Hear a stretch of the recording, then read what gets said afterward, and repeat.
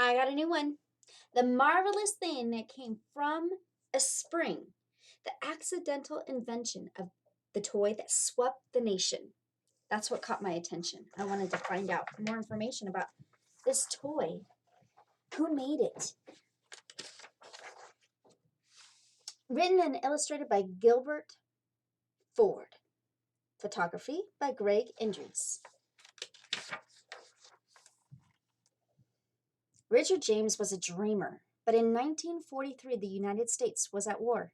Richard had to support his country and his family, so he worked as an engineer for the United States Navy in a shipyard in Philadelphia. His assignment was to invent a device that would keep fragile ship equipment from vibrating in choppy seas. Richard tried all kinds of springs, but nothing was working. Then one day, a torsion spring fell from the shelf above his desk. Its coils took a walk, and so did Richard's imagination. This spring might not work for the Navy's ship, but Richard knew he had stumbled onto something. What was it? After work, Richard rushed home and showed his wife, Betty, the floppy spring. They gave the spring to their son, Tom, who let it go from the top of the stairs. The family watched in astonishment as it walked all the way down.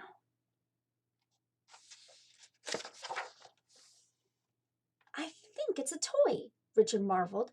Betty thought so too. She also thought that if they wanted to share their discovery with the world, they needed to figure out what on earth to call the thing. I think it's a. Wait, I got it. What about. No, let me think. Betty thumbed through the dictionary for 2 days, underlining words. Nothing sounded quite right until she found slinky, meaning graceful and curvy in movement. Slinky also sounded like the swish and clink of the spring's coils in motion. It was only a name, but it was just right. With one word, Betty thought she could transform this spring into Slinky, a one-of-a-kind thing. Richard and Betty wanted to produce a lot of Slinkies, but they did not have the money to do so.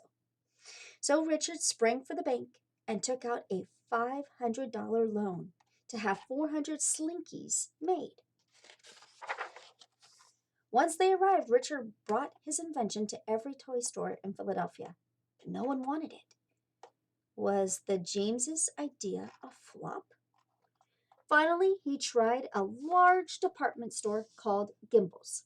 Gimbel's showed a little interest in the toy as other stores, but Richard begged the manager to allow him to demonstrate how it worked to the holiday shoppers just once. And so, on a stormy night in November 1945, with Christmas just weeks away, shoppers poured into Gimbel's. They were searching for the next great stocking stuffer, and Richard was ready. He placed the coil at the top of the ramp he had built and scanned the store for Betty. Where was she? Betty was still pacing back and forth at home. She was afraid no one would want the toy, just in case she asked her friend to pose as an excited shopper and gave her $1 to buy one. Well, that was smart. But Richard was unable to wait any longer, so he took a deep breath and let the Slinky go. There it goes. Look at their faces. They're amazed. When Betty finally arrived at Gimbel's, there was no need to pretend to love the toy. All 400 Slinkies had been sold in 90 minutes. The Slinky was a hit.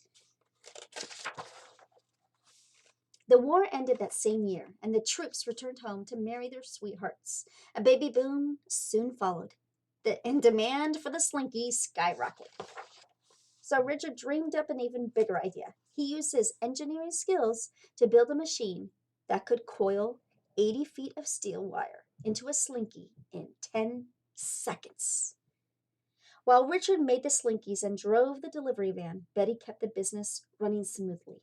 She frantically filled orders, sent and collected payments, and hid their profits in a roasting pan below the basement. Soon there was way more business than the Jameses could handle by themselves. So Richard and Betty built a factory and hired 20 people to work for them.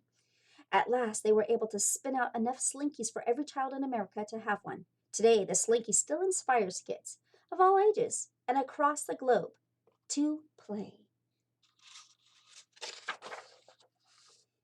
It took the teamwork of a dreamer and a planner to turn an ordinary spring into a truly marvelous thing. That is amazing. And that is the story of the Slinky. That's pretty remarkable. Love it.